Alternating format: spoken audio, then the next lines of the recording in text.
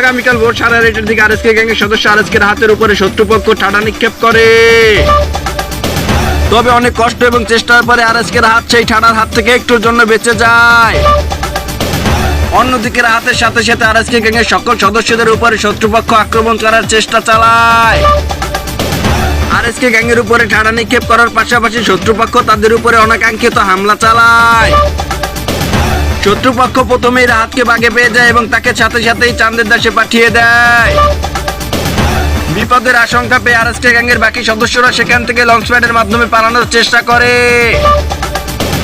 তবে সেখান থেকে আরএসকে বেলেট পালাতে সফল হলেও বাকি দুই সদস্য নেজাত এবং কুট্টু শত্রুপক্ষের কাছে মারা খেয়ে যায়।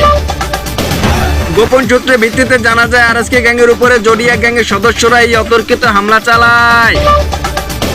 প্রতিদিন এমন গরম গরম খবর পেতে ফলো এবং সাবস্ক্রাইব করে আমাদের সাথে থাকুন।